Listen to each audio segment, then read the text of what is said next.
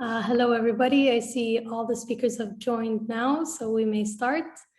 It's very nice to have you all, our speakers and attendees to this session. Just to kick things off, I'll be giving a very brief overview of today's session before we start our discussion. As part of World Energy Week of the World Energy Council, this is the regional perspective session dedicated to the Middle East, where we will be discussing the circular carbon economy, so the CCE framework and its applications, as well as posing some questions, central questions around its implementation, policies, technologies, both regionally as well as internationally. Some things related to finance as well, key considerations, barriers, challenges, as well as opportunities. So to introduce myself, my name is Noura and I'll be the moderator for this session. I'm a senior international policy analyst at the Ministry of Energy in Saudi Arabia. So I work with things related to international energy policy, climate change, and sustainability. So we have three esteemed speakers with us today. We have Mr. Sieminski, who's a senior advisor to the board at KAPSARC in Saudi Arabia. We have Dr. Julio Friedman, senior research scholar and lead of CAMRI initiative at the Center on Global Energy Policy at Columbia University. We have Dr. Tijani Nias, who's a senior sustainability strategist at Saudi Aramco. So just to give a brief of the format of today's session, it will be a panel-based discussion. So we will try to keep it as informal and conversational as possible. We have a few framing and guiding questions that we will pose to the speakers, and then any questions that may arise during the session itself. So to start off, we have three guiding questions. I will present these to our speakers to start off, and then each speaker can perhaps give a 5 minute or so opening intervention to kick things off. So first off, we want to understand really what is the circular carbon economy framework. So we see many different means and tools of addressing climate change globally. What is the CCE framework? How is it different? And then maybe specifically, why is this applied at the regional level? Why should it be applied? Secondly, why is CCE, or what is the CCE framework necessary for? So what is perhaps the distinguishing factors between CCE and other ways of addressing climate change? And then for our third question, how can Middle East governments and industries deploy circular carbon economy as a pathway for emissions reduction? So with that, I will give the floor to Adam. Adam, go ahead. Thank you very much, Noura, and it's a delight to be here with the World Energy Council. I want to take those very good questions that you asked just in order. What is the circular carbon economy framework? We're all familiar, I think, with the idea of a circular economy, which uses reduce, reuse, and recycle as themes. This was a big improvement really over the concept of a linear economy, which was make and dispose. And when you think about it in energy terms, it was to produce and combust. What's really different and what creates the circular carbon economy framework is adding a fourth R, or remove, to the three R's from the circular economy. The remove options are things like direct air capture, mineralization and storage of CO2, and even nature-based solutions, whether it's in oceans, coastal, forests, or on land forestation. Everybody is familiar with reduce, things like renewables, efficiency, even nuclear power falls in there. And reuse and recycle, I think, are pretty familiar to everybody. But no single tool is actually sufficient to help us get to the goals of the Paris Agreement and other climate objectives. Your second question, Noura, was why is it necessary? I think a key aspect of the necessary part of this is that if you just rely on any one solution, as I said, you won't get there. If you try to do things like reduce fossil fuels as your option, you'll likely have very undesirable socio-economic consequences. And that would be especially true in regions like the Middle East, but elsewhere around the world. Let me just mention three quick things about the problems with just focusing on fuels only.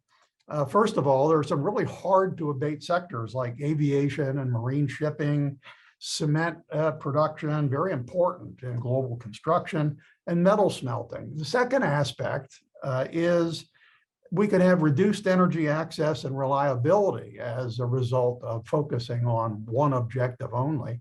And the sustainable development goal that's so important to the to policymakers around the world says that people should have access to modern and clean energy. And that's going to be very hard in some cases without continuing to rely on things, for example, like propane for cooking.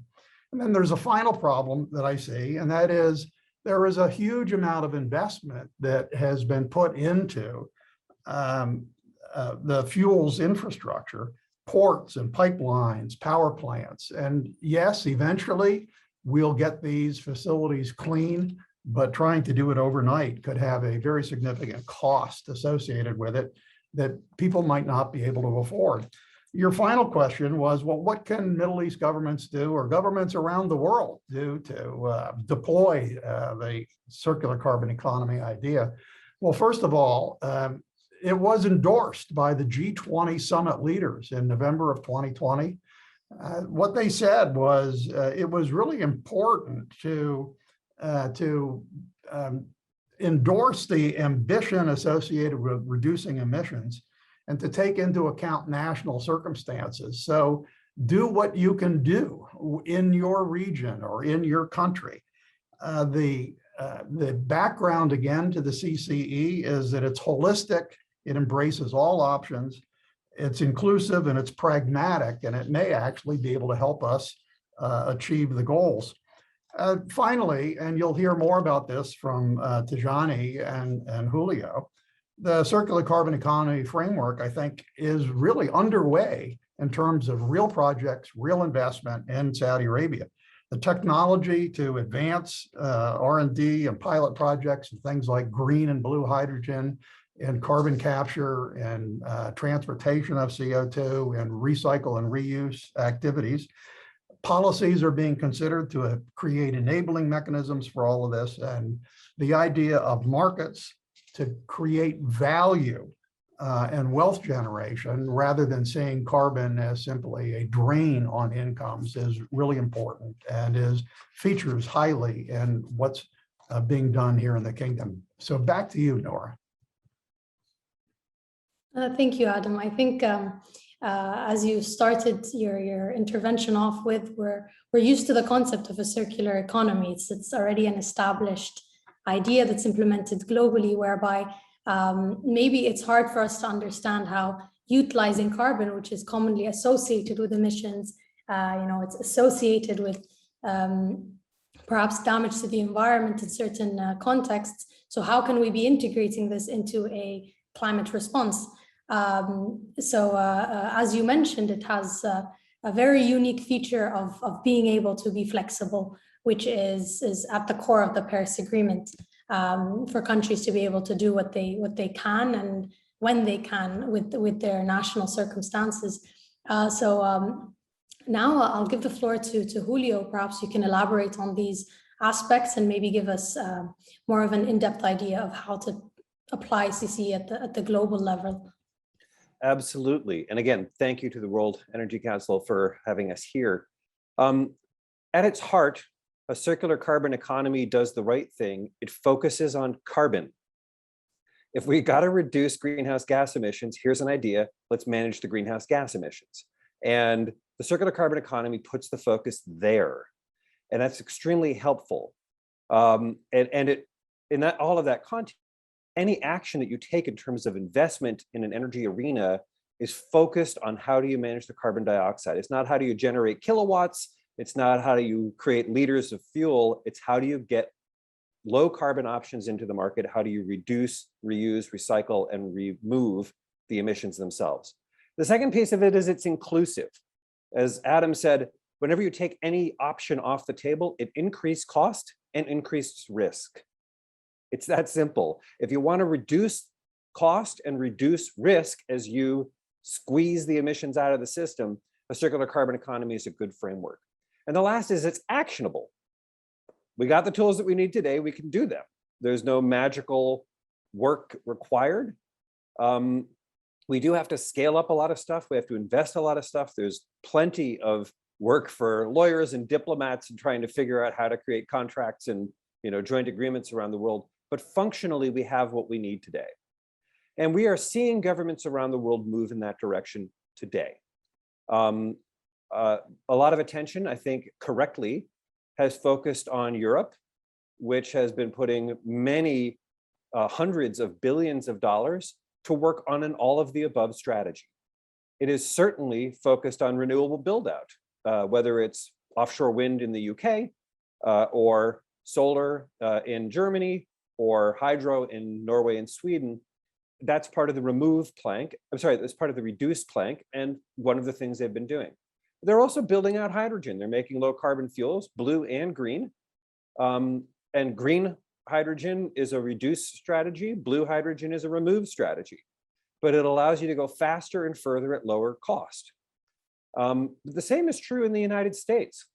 We're seeing the infrastructure bill. We are seeing the reconciliation bill building on top of what policies already exist, including renewable portfolio standards, including production and investment tax credits, including infrastructure buildouts, including innovation investments, and of course, in things like 45Q and CO2 pipelines to help with the remove piece as well. Increasingly, we are seeing countries like Japan adopting the same strategy, all of the above, bringing in zero carbon ammonia, some of which is made in the Middle East, some of which is made elsewhere, and using it for power, using it for transportation, using it for the hard to abate sectors that Adam was talking about. But they're focused on the carbon, and that's extremely useful. It lets decision makers and investors know where they should spend their time and money. And we are seeing more construction associated with more reduction, and that's the way it should be. Thank you very much, Julio. It's definitely a lot to think about. Specifically, what I found very interesting was your point on risk, because usually now the discussion on risk is about how the more you focus on renewable energy, the lower the risk is in terms of the foreseeable future. Maybe now we can give the floor to Tijani, and you could elaborate on the Saudi perspective and some Saudi examples, or even focus on the key technologies that may be applied to the CCE framework, such as hydrogen and CCUS. Over to you, Tijani. Yeah, thank you, Noura. Thank you to the World Energy Council for the opportunity to speak today. I think both Adam and Julio defined very, very well, what's the circular carbon economy and how it can contribute to the global struggle for reducing emissions. So I will not add that much to that one, but I will jump straight away to your second question on why we need a circular carbon economy framework. Why is it necessary? So I think we need to recognize that the world is struggling with reducing global greenhouse gas emissions. So since the establishment of the Paris Agreement in 2015, we haven't achieved sufficient emissions reduction that put us on the trajectory of the objective of the Paris Agreement. So that's the simple math that you can draw from the Paris Agreement. So there are many reasons to that. So among those reasons is the narrow focus on reducing fossil energy demand, which is undermining the potential of reusing, recycling, and removing CO2, as explained by both Adam and Julio, which are tremendous opportunities for making use of CO2 and creating value while also addressing the climate change.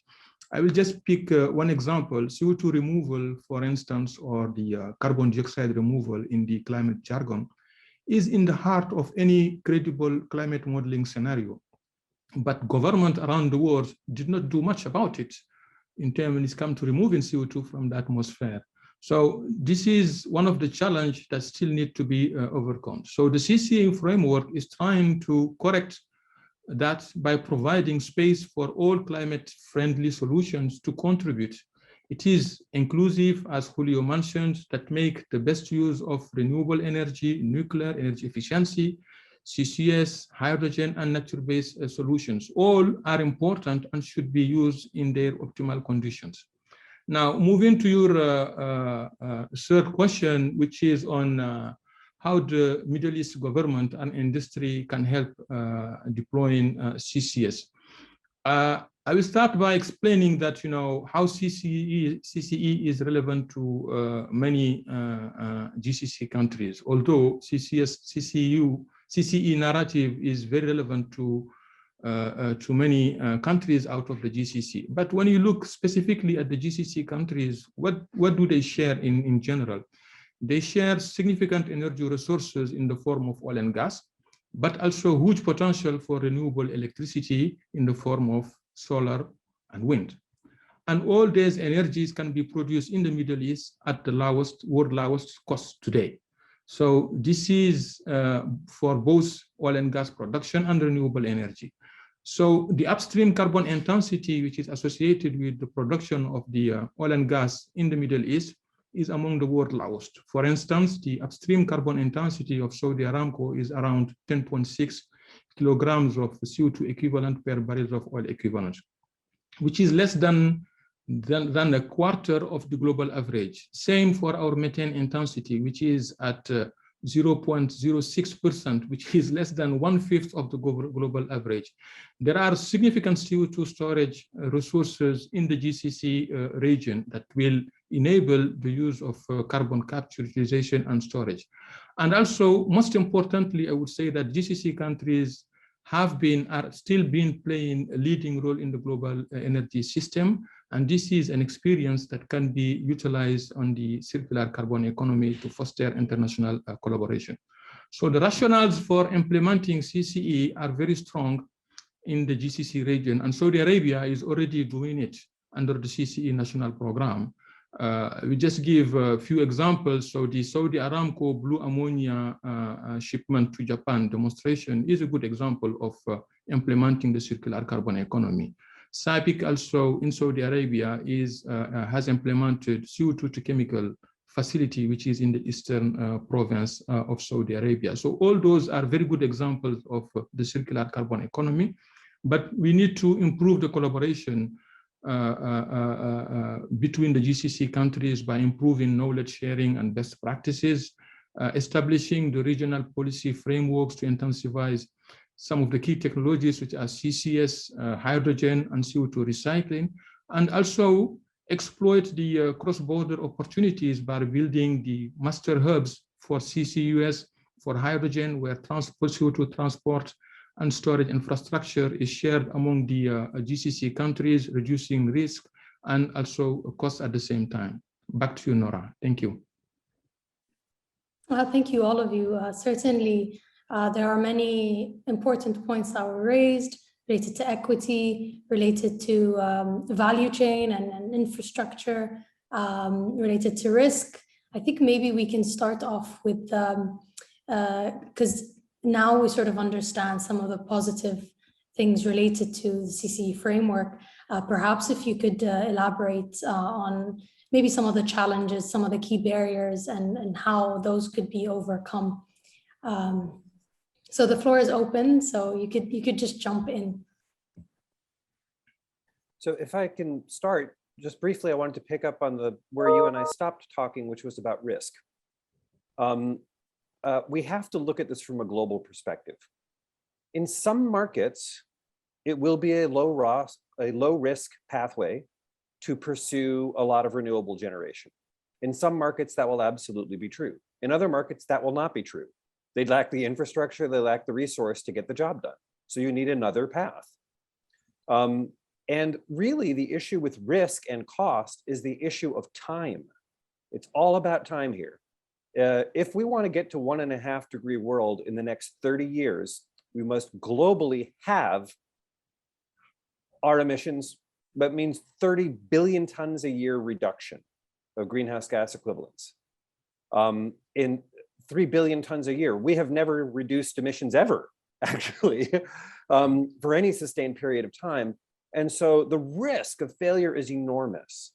And so we just got to take every option we can. We have to use it all. And it's just because some markets are configured different than others. Some nations have different resource bases, and we have very little time to do the work. Noura, one of the other ways to look at the barriers to this is in the need to drive new technology and even use some of the existing technology. We might need regulatory and financial frameworks to help put in place the scale of effort that's going to be required. Julio and I were speaking earlier about the difficulty of building transmission lines, for example, in the United States. There are always legal and regulatory issues associated with doing things like injecting CO2 into reservoirs. There were, have been similar problems associated with all new technology, including nuclear at the time that it was started. So finding the right regulatory and financial mechanisms, how to split the costs associated with new technologies when they, at the start, are not generating full value, is hard.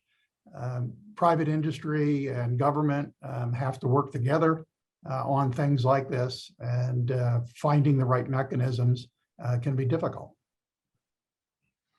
Yeah, just to build on what both Julio and Adam said, to me, one of the key barriers is the recognition by the global community of the need really to utilize all the tools that are in the toolbox, as I'm used to say. So each country has its own domestic challenges and opportunities, and renewable can definitely deliver solutions in some places, and there are other solutions where we need other form of solutions to address emissions. So having government recognize that inclusiveness that we alluded to is, to me, a very critical things to address as part of those barriers. So collaboration also is something extremely important to foster, not only between government, but between government, the private sector, civil society. Those who have the money in the finance sector also have a key role to play. And as it was showcased or highlighted many times by the International Energy Agency, I think more than 50% of the solutions that we need to be on track with the Paris Agreement are not yet at a commercial scale. So we need to do something about R&D. So there are good initiatives such as mission innovation, but much more is needed if we have to reduce emissions at the scale which is consistent with the global climate ambitions. Yeah, absolutely. And just to pick up on one of the points raised by Tijani, I think there's also a misconception regarding the CCE framework, because part of the reduce pillar, which is one of the central pillars, is renewable energy. It is energy efficiency. It's not trying to shift and just focus on capture or removal, but it's integrating all of them into a cohesive, inclusive framework. And I think this leads to the next question, really, is what do you believe is required at the policy level, nationally, internationally, to be able to reach a level where we can use all of these tools and reach our Paris Agreement goals? Specifically, maybe what are the lessons from the past in terms of establishing new regulatory frameworks that we can avoid? What are the mistakes we can avoid for other technologies in the near future? So along with the 4 R's of a circular carbon economy, I like to think about 4 I's as well, which is innovate, invest, integrate. We have to do these things. And for me, the critical I to your question, Noura, is infrastructure. You want to talk about what governments can do, that's what governments can do. You want to talk about what policies are needed, those are policies that are needed. In some parts of the world, we have pretty advanced electricity transmission infrastructure, okay? In other parts, we don't. We have to build it. You cannot get the deployment you need until you have that infrastructure. The same thing is true for moving molecules, which are quite different than moving electrons. If you have to move hydrogen, if you have to move CO2, you need dedicated infrastructure to do that. CO2 storage sites, pipelines, ships, hydrogen ports, storage facilities, all of these things must be built. And it is absolutely within the wheelhouse of government to take on that challenge. They can do infrastructure like nobody else. The last thing, and I'm going to use this to hand off to Adam, is really we need a whole lot more investment in money. And here we need alignment of the markets through policy innovation. Julio, thanks for the handoff. I actually wanted to follow up on something that Tajani mentioned. He said that international cooperation and collaboration was going to be an important aspect of getting this done. And I think that that's true. No single nation can fix this problem, and it's going to require everybody working together, I think, to get the job done. One of the interesting developments that occurred after the G20's endorsement of the CCE last November was the climate summit that President Biden held in the United States in April of this year. And the formation of a forum dedicated to developing long-term strategies for reaching net zero emissions. Canada, Norway, Qatar, Saudi Arabia, and the United States came together at the US Climate Summit to create the Net Zero Producers Forum. They were basically saying that they recognized the seriousness of the problem and that they were looking for a broad set of solutions that could be offered and adopted by producers to become not the problem, to be part of the solution and to lead in providing solutions. What they said was that there are four very important things. Developing methane abatement strategies. We know that methane, in addition to carbon dioxide, is very important. And Tajani might want to comment in a bit about the Saudi Aramco record on methane.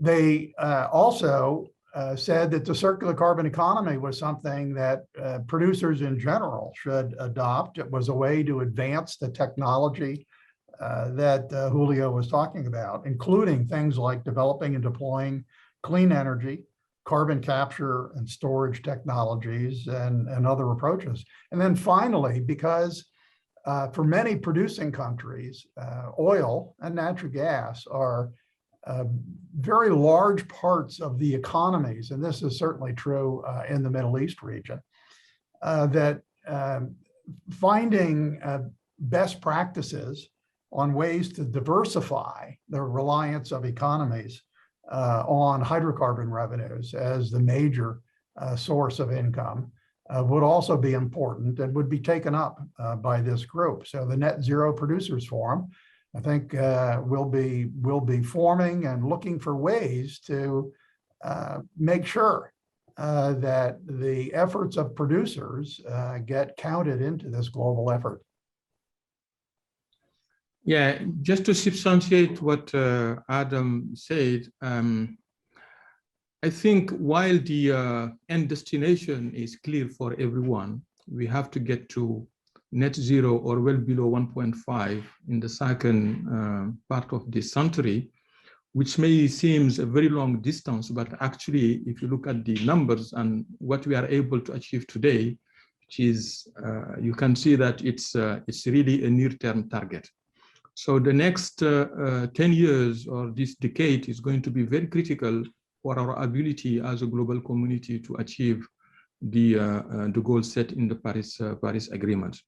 So while that destination or end or finish line is already set, we have to recognize that there will be multiple pathways, or I would say multiple highways to get there. So each highway will have its speed limit based on the local circumstances, aspiration for economic development. And we should not ignore that, you know, while climate is extremely important, in most of the developing world, energy access also is on top of the agenda. So those things has to go hand in hand, and to make sure that, you know, climate change mitigation is done in an equitable way.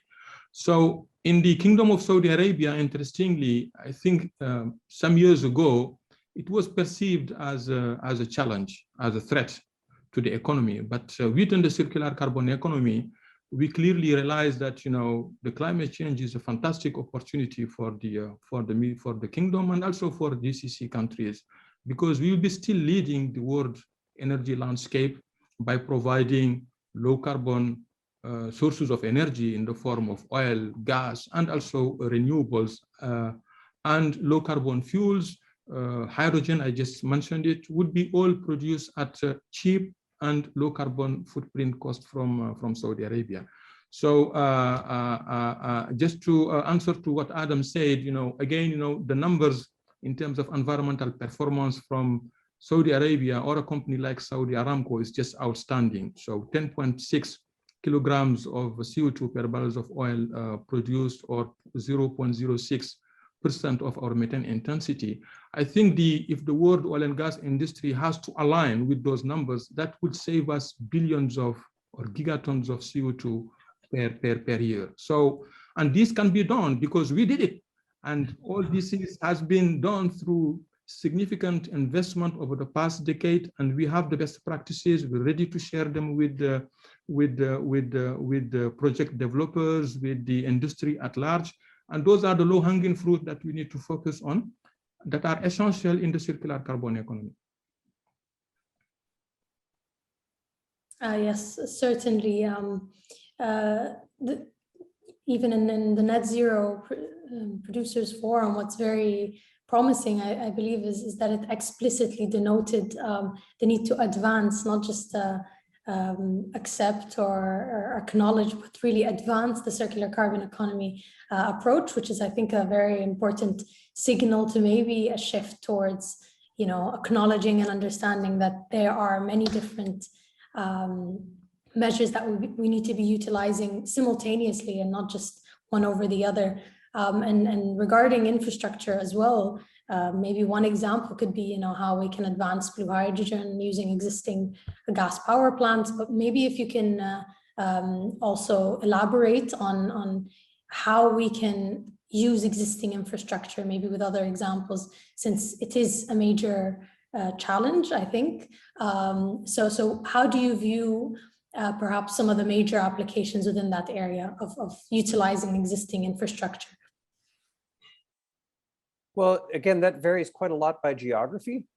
So I'm going to choose 3 examples: Europe, the US, and the Middle East.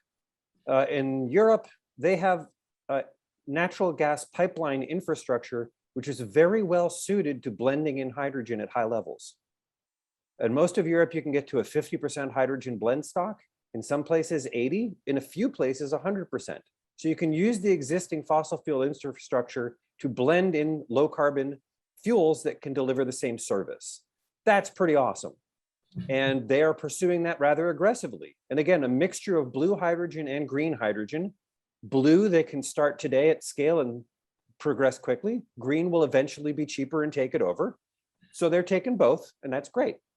In the United States, a good example of infrastructure that's quite different is the port infrastructure in the Gulf of Mexico.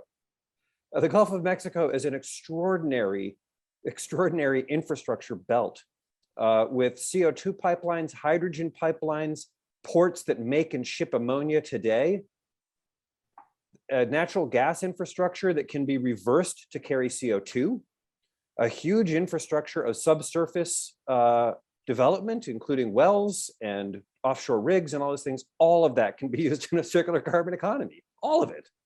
Yeah. And there's nothing that stops that.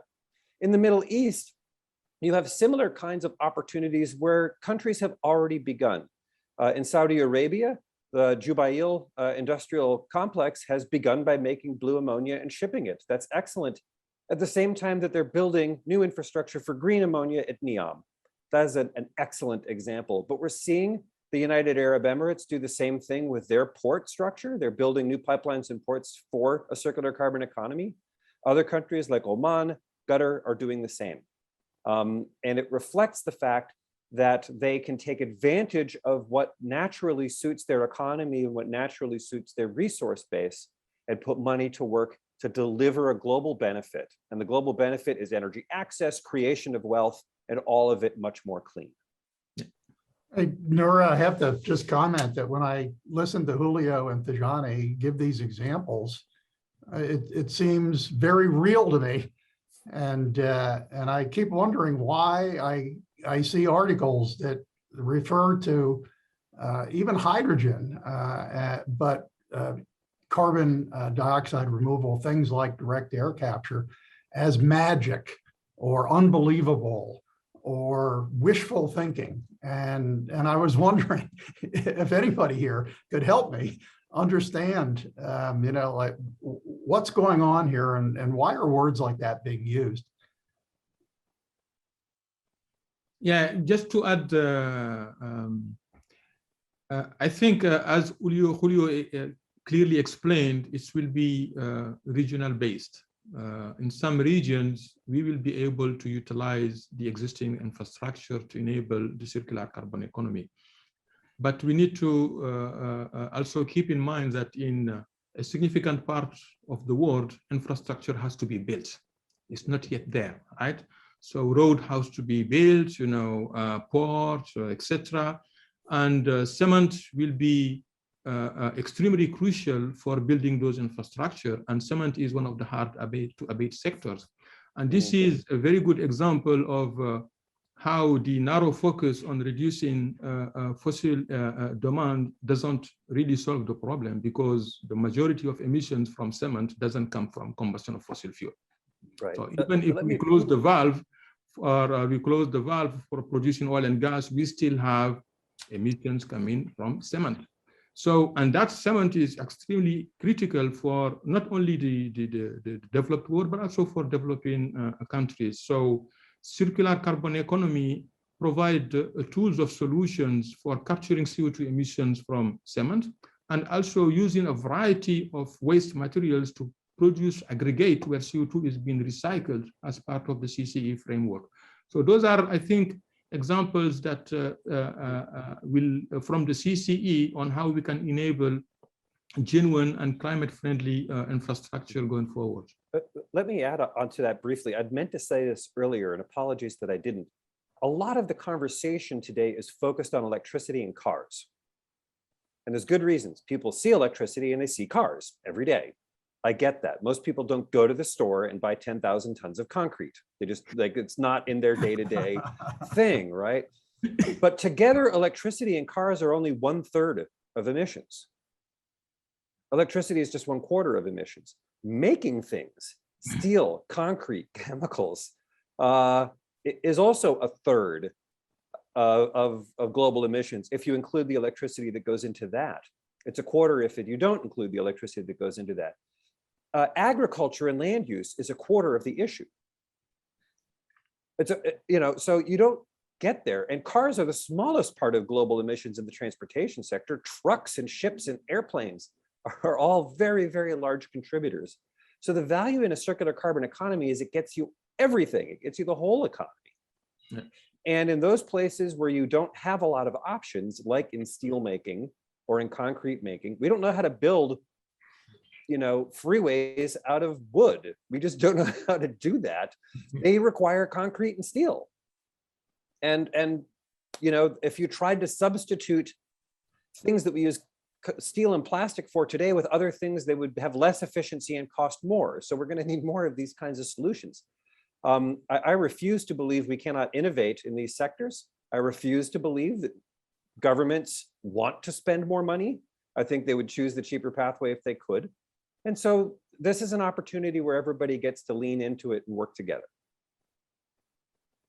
It is very true. I think also just to pick up on Tijani's point on the concrete, because I'm sure I read somewhere about a lot of R&D being done on carbon cured concrete and how it can be very low cost actually. Mm-hmm. So we wouldn't be thinking of these options if we're closed off to the idea of using carbon. So maybe I have a 2-point question, really, 2-part. The first would be, why do you think there's that much skepticism, or why do you think the idea is difficult to digest for people, for policymakers, for different members of the international community? And my second question is, since we're talking about the remove elements, CCUS, which are still not at the commercial stage, such as renewable energy, what do you think the specific challenges in those areas are, and how can we overcome those? So to your first point, why is there so much skepticism? I want to quote the great Western philosopher Taylor Swift: "Haters gonna hate." Like honestly, at the end of the day, a lot of people just dislike certain solutions, and I'm okay with them disliking the solutions as long as they use them, because we need those solutions to get to zero. They can dislike them all they like. I do believe that some skepticism is warranted on 2 fronts. One, all of these things are extraordinarily difficult. They really are. It is super, super hard to get the efficiency gains we need. That in itself is an extraordinarily difficult task. Just efficiency, just renewables, just electric vehicles. All of these things are extraordinarily difficult. So it's reasonable to be skeptical about any piece of it. But in fact, we need all pieces. So we can be skeptical, but whether I'm optimistic or pessimistic, the work looks the same. The other thing, and we have to remind people about this, things like this carbon cured concrete, which I'm very enthusiastic about because it reuses and recycles carbon dioxide. I think that's wonderful. There were not companies doing this 10 years ago. There were not commercially viable companies doing this 2 years ago. This is very new stuff. And we will eventually be able to turn electricity and waste carbon dioxide into sustainable aviation fuel. Like, we know we're going to be able to do that. There's one company maybe in the world doing that today, and they're kind of small. Well, we have to recognize what Tijani said earlier. According to the IEA, half of the solutions we need are not at commercial scale. And part of it's because they were invented within the past 5 years. Like, okay, so that's part of the work too. But by focusing on the carbon in the circular carbon economy, that's what gives insight into where to place investments and where policymakers need to focus their time and attention. I think we need to change that narrative, and the circular carbon economy is really making the climate discussions focus on what matters the most. So, and we have also to distinguish between what the science says through the IPCC, through the IEA, through the all credible scenarios, and also what sometimes we see in the from the public opinions, so which are based on what is being shared by some of the press. If you look at what the IPCC is saying, IPCC is saying carbon removal is not an option, is a must to have. We have to have it to get the job done. IPCC is recognizing, and I also, both of them are recognizing carbon capture as being a key part of the solution. So, and there is also a recognition in any credible climate scenario that we need multiple solutions to get us to where we want to be. And this is why in the Circular Carbon Economy National Program in the Kingdom of Saudi Arabia, we do have a very strong advocacy team trying to work with all stakeholders, including government agencies, project developers, bankers, the civil society at large, and explain what is the narrative of the circular carbon economy to make sure that policymakers at the end of the day pick the right decisions when it's come to implementing climate-friendly solutions. Noura, I think that some of the skepticism comes from the fact that for a long time and well before we started really emphasizing efforts to address climate challenges. There was a lot of skepticism among people of big institutions, whether it was big companies or big government. And there's this, I think, more faith in smaller groups and than there is in bigness. But I think that what we're recognizing is that this problem is so large that it's going to require big solutions. It will require significant investment. It's going to require a great drive by governments to put the right frameworks in place. And to what Tajani said, finding a way to reach out and engage with people on that is going to be very important. Just a final thought. Many of these things that we seem to be now taking for granted, electric vehicles, solar panels, big wind turbines, they seemed fairly magical just 20 years ago. And so, and I bet if you went back 120 years, that the light bulb was considered kind of an unbelievable thing and magical. And we moved away from kerosene and oil lamps to incandescent light bulbs. We now brought the cost down. We improved the durability. We now have LED lighting that uses less energy, and all of that took time.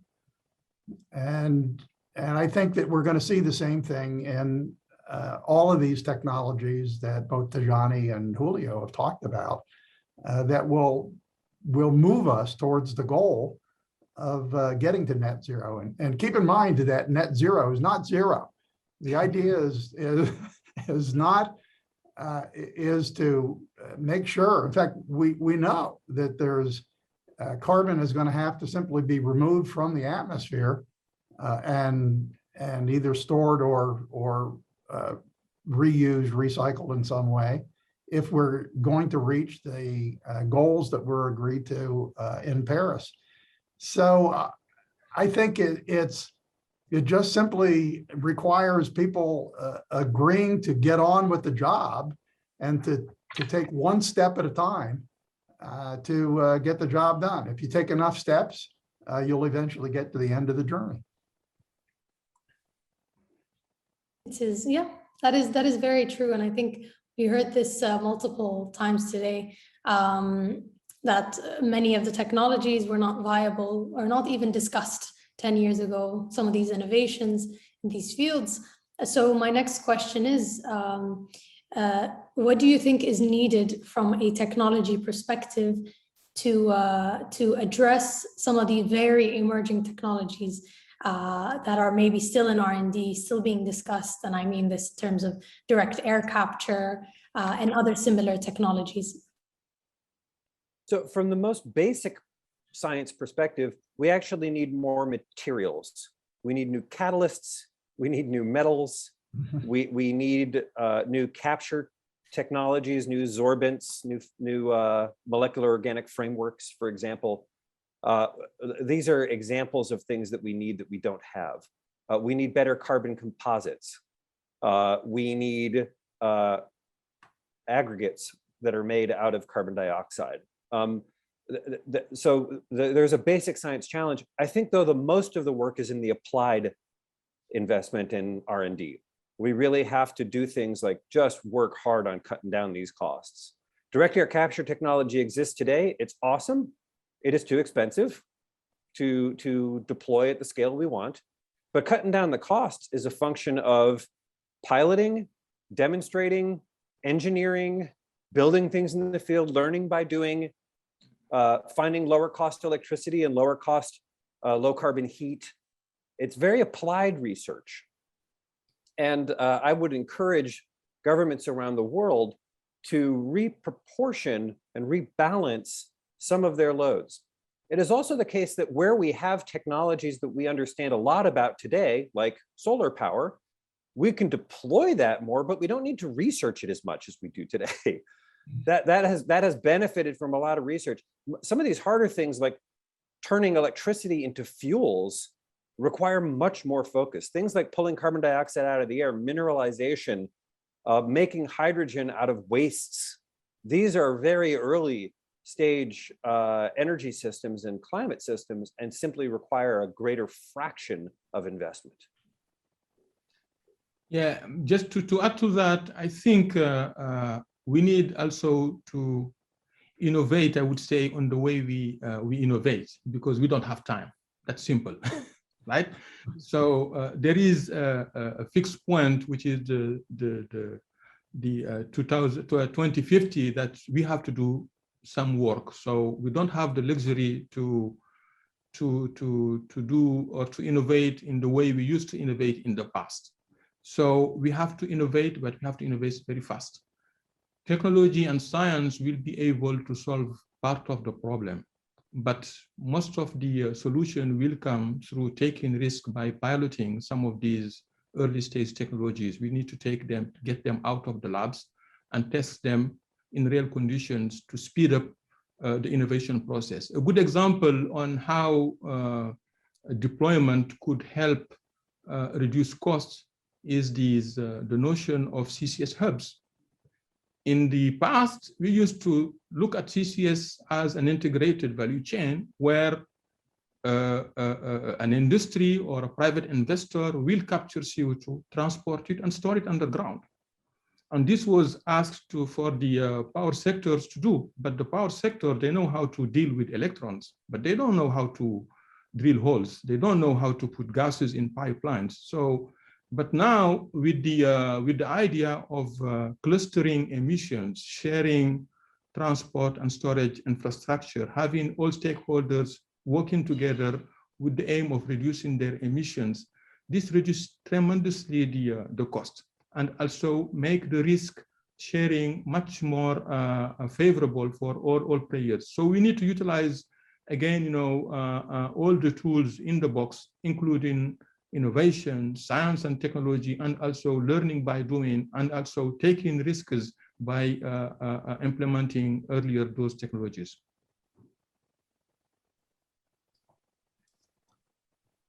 I can't add anything to those two brilliant comments. Oh, for sure.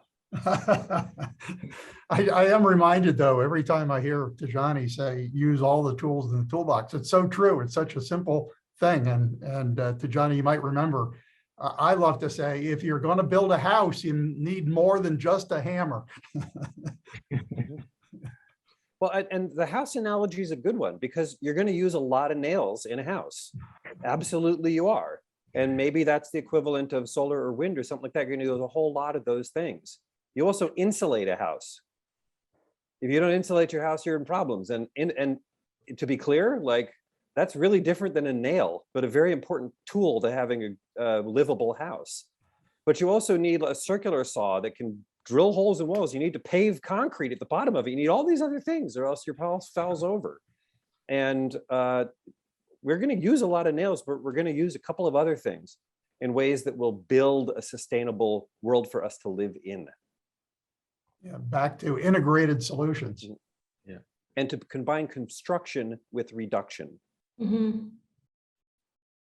Yeah, I think since we have 3 minutes left, maybe just a recap of what's been said today. We had a very rich discussion. It really focused on the CCE framework as a cross-sectional, economy level, international, really way of thinking of emissions reduction by using, as Tijani would say, all the tools in the toolbox. We talked about some of the equity consideration. We talked about hard to abate sectors and how this could be a solution to those specific sectors such as cement and steel. We looked at some of the technology, policy, finance, market challenges and how those may be overcome. And I think some of the elements, the key elements for a way forward is really needing to have these conversations more often. Needing innovation and innovating how we innovate as well. needing investment, R&D, and really keeping our climate goals and principles that we have in the Paris Agreement at the forefront of our thinking. And so with 2 minutes, maybe if our speakers want to give any closing, I urge for them to be 30 seconds, not more. And maybe thinking about equity in your closing. Well, let me make a plug, Noura. KAPSARC did some work with the International Energy Agency, with the International Renewable Energy Agency, IRENA, with the Nuclear Energy Agency, with the OECD policy people, and with the Global CCS Institute. And we have a website called the cceguide.org, so cceguide.org. And these reports, which were actually authored by these international institutions, cover a wide range of reduce, reuse, recycle, remove, and cross-cutting technologies. And all of that information is available for free on that cceguide.org website. So thank you for the opportunity. Thank you, Adam. I think we need to combine the ambition that we've described here with humility as well, about how hard it is to do that. And there's one other component, and it touches on equity and justice issues. We must be generous with each other as well. We are going to have to figure out how to work together. Partnerships, like Tijani said, are at the core of what we need to do. And a partnership is born out of mutual respect and a desire to improve everybody's circumstance. And I think that framework will be essential to get a circular carbon economy framework born into the world. Excellent. I fully agree with that. Just to conclude, I think the challenge of the climate change is huge, and we don't have time. So we need to do many different things, but we need to do it fast. So having technologies deliver emissions, tangible emission reduction at scale with speed also is really crucial. So that's the circular essence of the circular carbon economy, in my opinion. Very well put. Thank you to all our speakers. It was a very rich discussion. I hope you enjoyed it as much as I did. And with that, thank you for everyone in attendance, and goodbye. See you soon.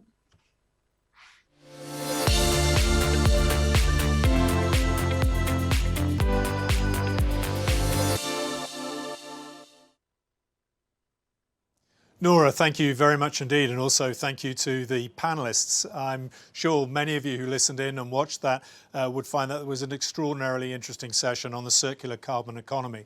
The kind of headlines that I took down quickly was, what is it? Why is it important? The way forward? Why is it difficult? And the importance of collaboration, that collaboration word emerging again in this session. So what is it? When we think about the circular economy, we often think about reduce, reuse, and recycle. And basically the work that was presented to the G20 back in 2020 introduced the concept of remove carbon from the basically the economy as well. So when we think about actions that we can take as government, individuals, or as businesses, yes, we can think about reducing our hydrocarbon usage. Yes, we can think about reusing energy sources and recycling, but actually we need to introduce remove. And the reason for that is why it's important. And I think, Adam, you highlighted the truth that net zero is in fact not zero.